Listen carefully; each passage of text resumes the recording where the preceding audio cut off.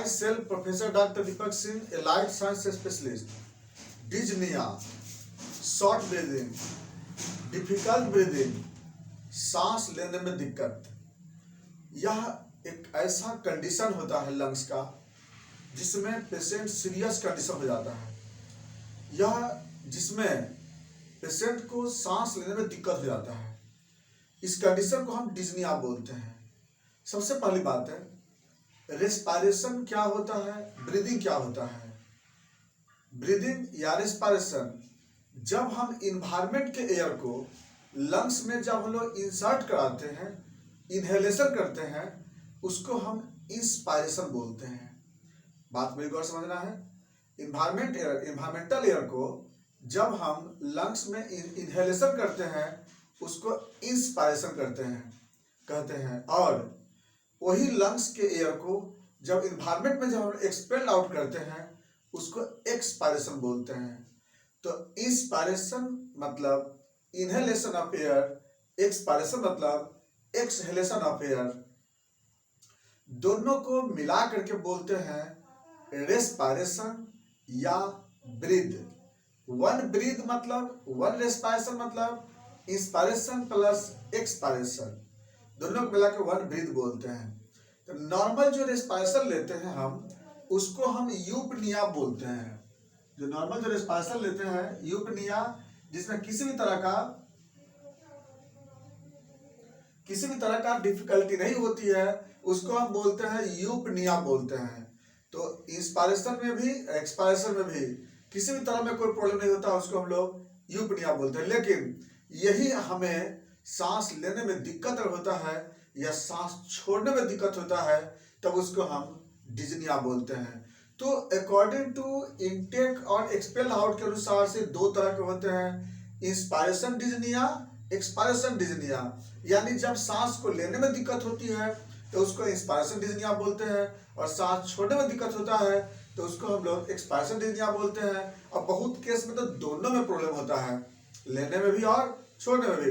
अधिकांशतः यह होता है कि nose trachea and primary bronchus तक में अगर कोई डिसऑर्डर होता है तो इंस्पायरेटरी डिस्निया होता है, और अगर अल्वियोलर डक्ट में अगर प्रॉब्लम होता है तो एक्सपायरेटरी डिस्निया होता है। लेकिन secondary bronchus, tertiary bronchus, terminal bronchioles and respiratory bronchioles तक में दिक्कत होता है, तो उसमें दोनों में तकलीफ होता है, इंस्पायरेशन में भी और एक्सपायरेशन में भी। ये तो हुआ मेरा लेने के अनुसार से और एक्सपेल आउट करने के अनुसार से डिस्निया का टाइप्स। अब कुछ जो आता है वह पोजीशन और सिचुएशन के अनुसार से डिस्निया होता है। तो उसके अनुसार से डिस्निया कॉमनली 4 वेराइटीज के मिलते हैं। अब इसमें सबसे पहला डिस्निया जो आता है, फर्स्ट डिस्निया, उसको बोलते हैं ऑर्थोपनिया बोलते हैं।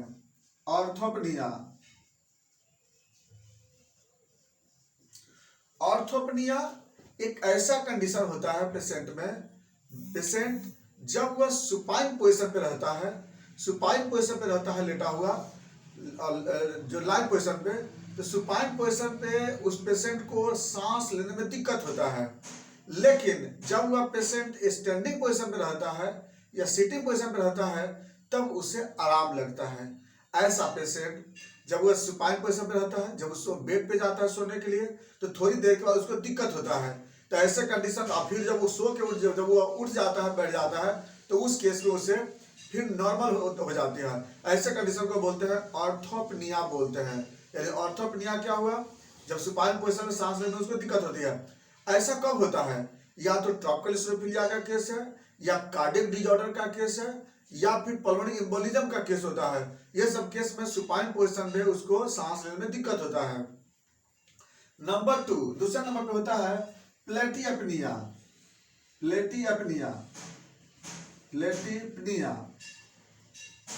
प्लेटिएपनिया ऑर्थोपनिया का उल्टा होता है।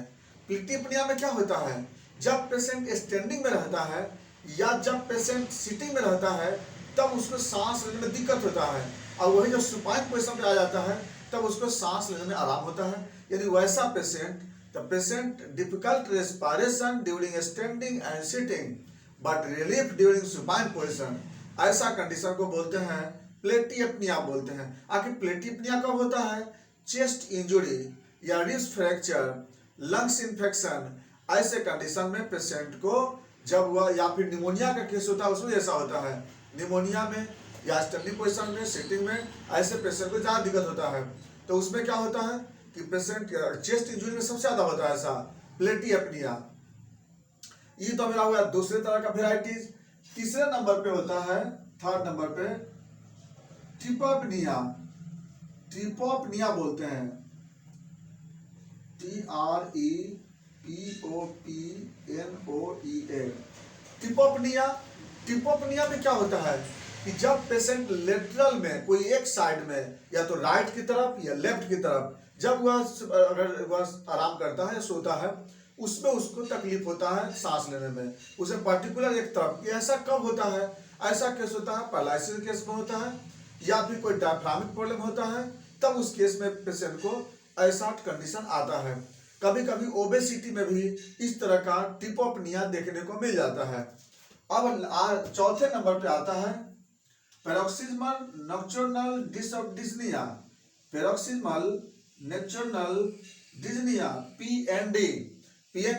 पैरोक्सिस्मल नॉक्टर्नल डिसनिया, यानी इसमें क्या होता है, पेशेंट जब रात में सो जाता है तो उस पेशेंट को 1 या 2 घंटे के बाद उस मरीज को सांस लेने में दिक्कत होता है, और उसकी वजह से वह फिर पेशेंट दिक्कत है, फिर वह उठ के बैठ जाता है इस केस में। ऐसे कंडीशन को बोलते हैं पैरोक्सिस्मल नॉक्टर्नल डिसनिया, यानी कि पेशेंट को रात के समय सोने के बाद कुछ देर के बाद उसको डिजनिया होता है। ऐसे कंडीशन को पैरोक्सिस्मल नॉक्टर्नल डिसनिया बोलते हैं। ऐसा कब होता है? ऐसा होता है एंजाइटी वाले पेशेंट को, या ओबेसिटी वाले पेशेंट को, या फिर लैरिंक्स का प्रॉब्लम होता है, उस पेशेंट को पैरोक्सिस्मल नॉक्टर्नल डिसनिया होता है। ये जो देखें आप डिजनिया का ये सब टाइप था। अब बात करते हैं इसके कारण पे, किस किस वजह से डिजनिया होता है। तो डिजनिया का सबसे पहले मैं स्टार्ट करें, अगर हम लोग थे इन्वायरमेंट में, अगर इन्वायरमेंटल प्रेशर अगर घटा रहेगा या ऑक्सीजन कम रहेगा वहां पे, तो उस केस में डिजनिया होगा। या फिर अगर CO2 का लेवल अगर ज्यादा रहेगा तब उसको डिजनिया होगा। पेशेंट हाई एल्टीट्यूड पे रहेगा, उसमें डिजनिया पेशेंट को डेवलप करेगा। या फिर नेक्स्ट दूसरा कंडीशन, अगर उसके नोज में प्रॉब्लम होगा, नेजल ब्लॉकेज होगा, साइनोसाइटिस का प्रॉब्लम है, राइनाइटिस का प्रॉब्लम है, एलर्जिक राइनाइटिस है, फेरिंजाइटिस है, या कोल्ड वेदर है, कोल्ड एयर है, इसमें भी मरीज को डिजनिया होता है। नेक्स्ट अगला condition, laryngeal paralysis, throat disorders या थ्रोट कैंसर, या फिर ट्रैकियल डिजॉर्डर्स, हुपिंग कफ, इसमें भी पेशेंट को डिजनिया होता है। नेक्स्ट अगला नीचे की तरफ आते हैं हम लोग। अगला bronchiectasis, chronic bronchitis, COPD, asthma, emphysema, interstitial lungs disease, pneumonia या कोविड-19 निमोनिया, ये सारे केस में डिजनिया होता है। नेक्स्ट अब इसके बाद पता चले न्यूमोथोरैक्स, हाइड्रोथोरैक्स, पायोथोरैक्स, हीमोथोरैक्स, या फिर चेस्ट इंजुरी, रिब्स फ्रैक्चर, इसमें भी पेशेंट को डिजनिया होता है। नेक्स्ट कार्डियक डिजॉर्डर्स, अगर पेशेंट को हार्ट में प्रॉब्लम होगा, पेरिकार्डाइटिस, पेरिकार्डल इफ्यूजन, या फिर पल्मोनरी हाइपरटेंशन, इसमें भी पेशेंट को सांस लेने में दिक्कत होता है। नेक्स्ट आगे आते हैं, अब थोड़ा आते हैं एब्डोमेन की तरफ। अगर by the way gastric flatulence है, हाइटस हर्निया है, या फिर ओबेसिटी है, इस केस में भी सांस लेने में दिक्कत होता है, डिजनिया होता है इस केस में। नेक्स्ट अब आते हैं तो सिस्टम की तरफ। जैसे एनीमिया का पेशेंट हो अगर सपोज दैट, या फिर अगर हाइपोथायराइड का पेशेंट है, ये सब केस में भी सांस लेने में दिक्कत हो सकती है। तो ये सब केस जो होता है, ये सब जितने भी टाइप देखे, कॉज देखे, ये सभी केस में डिजनिया होता है। तो आप देखें यहाँ पर कॉज इन्वायरमेंट से लेकर के और बॉडी तक में कहाँ कहाँ हम बता दिया आपको कॉज, सारे केस में पेशेंट को सांस लेने में दिक्कत होगी। ये था आपका डिजनिया का कॉज। अब बात करते हैं सिम्टम। डिजनिया तो सेल्फ सिम्टम है, अपने आप में सिम्टम है डिजनिया, लेकिन फिर भी क्या होगा, जब वह पेशेंट सांस लेगा तो उसे चेस्ट में दर्द होगा, चेस्ट में डिस्कम्फर्ट होगा, थोड़ी देर में सांस रोक सकता है, वो शॉर्टनेस ब्रीदिंग होगी पेशेंट को, थोड़ा सा एयर लेगा तुरंत वह क्या करेगा, एक्सपेल आउट कर देगा वह। इसके साथ साथ पेशेंट को कफिंग भी आ सकता है। पेशेंट में बेचैनी होता है, पेशेंट सफोकेशन होता है, पेशेंट में एंजाइटी के जैसा अपीयरेंस हो जाता है, पेशेंट को पसीना भी आने लगता है कभी कभी, बट जो फेस में साइनोइड कंडीशन आने लगता है, ये डिजनिया में ऐसा सिम्टम आता है। और अगर हम साइन की बात करेंगे पेशेंट को, तो डिजनिया में जो ज्वाइंट पे स्वेलिंग होता है, जितना भी ज्वाइंट है, एंकल ज्वाइंट है या फिर शोल्डर, यहाँ पर अल्बो ज्वाइंट है, ये सब पे, या फिर फिंगर का ज्वाइंट है, इस पे स्वेलिंग होने लगता है। लंबे समय पर रहने पर क्लबिंग ऑफ नेल भी होने की टेंडेंसी हो सकता है डिजनिया में, क्लबिंग ऑफ नेल ये भी होने का टेंडेंसी होता है डिजनिया में। ये था डिजनिया का। प्लस जो बॉडी है उसमें साइनोइड स्किन भी देखने को मिलता है। कॉम्प्लिकेशन, अगर डिजनिया होगा तो बॉडी में क्या होगा, हाइपोक्सेमिया होगा, एनोक्सेमिया होगा, हाइपोक्सिया होगा, एनोक्सिया होगा, मल्टी ऑर्गन फेलियर होंगे, कई ऑर्गन यहाँ पे फेल हो सकते हैं। इसके बाद नेक्स्ट पॉइंट करते हैं हम लोग बात इन्वेस्टिगेशन पे। डिजनिया को जानने के लिए क्या करेंगे, सबसे पहले हम लोग आर्टेरियल ब्लड गैस से ऑक्सीजन देखते हैं और प्लस ऑक्सीमीटर से हम लोग ऑक्सीजन चेक करते हैं। नेक्स्ट चेस्ट एक्सरे कराते हैं, पीए व्यू, उसमें कोई डिजीज होगा तो पता चल जाता है। नेक्स्ट इसके बाद HRCT कराते हैं, यानी चेस्ट का सीटी कराते हैं, इसमें हमें लंग्स का फंक्शन कितना है वो पता चल जाता है। इसके बाद स्पाइरोमीटर से पल्मोनरी फंक्शन टेस्ट कराते हैं, उसमें आपको tidal volume, expiry reserve volume, inspiratory reserve volume या रेसिडुअल वॉल्यूम, ये सब उसमें क्या करेंगे, डिक्रीज हो जाता है। तो ये हम लोग जांच करा के देख सकते हैं। और बॉडी टेम्परेचर भी देख लेते हैं, क्योंकि ज़्यादातर अगर बाय द वे अगर अल्विलाई में प्रॉब्लम होता है तो फीवर, डिजनिया और कफिंग ये बहुत मिलता है। जो कोविड-19 में जो डिजनिया हो रहा था उसमें ही 3 चीज़ ज़्यादा मिलता था, ब्रीथलेसनेस, फीवर एंड कफिंग, ये था आपका। तो ये आपका डायग्नोसिस का बहुत अच्छा कारण ये तरीका होता है। नेक्स्ट अगला होता है मैनेजमेंट। इसके लिए क्या कर सकते हैं, डिजनिया के लिए सबसे पहले हम लोग पेशेंट को वेंटिलेटर रूम में रखते हैं, जहाँ पे ऑक्सीजन अच्छा हो, जहाँ पे विंडो अच्छा होता है। इसके बाद इससे भी अगर पूरा नहीं होता है तो चेस्ट फिजियोथेरेपी करते हैं पेशेंट को। चेस्ट फिजियोथेरेपी बहुत जरूरी होती है डिजनिया को ठीक करने के लिए। चेस्ट फिजियोथेरेपी जो फिर बैक से मसाज करना, ये बहुत इंपॉर्टेंट होता है। मरीज को हम लोग कई पोस्चर में रखते हैं, कभी लेटरल में, कभी हम लोग सुपाइन पे, कभी उसको जो इंक्लाइन पोजीशन पे, अपराइट पोजीशन, कभी हम लोग सिटिंग पोजीशन, कभी स्टैंडिंग पोजीशन। यानी जब डिजनिया केस होता है तब मरीज को हम लोग पोस्चर को चेंज कराते रहते हैं। ये बहुत इंपॉर्टेंट मैनेजमेंट होता है। जब भी पेशेंट को सांस लेने में दिक्कत हो, ब्रीथलेसनेस का प्रॉब्लम होता है, पेशेंट को तुरंत हम लोग क्या करते हैं, पोस्चर चेंज कराते रहते हैं।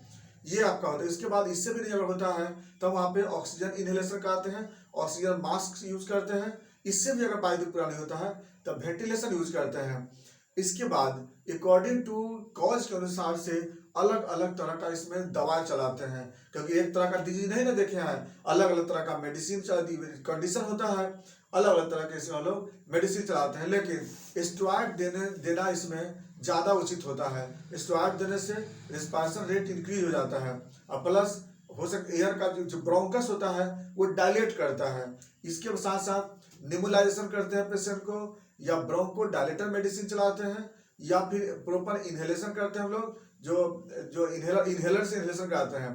तो स्टेरॉइड का हम लोग निबुलाइजेशन करते हैं मरीज को।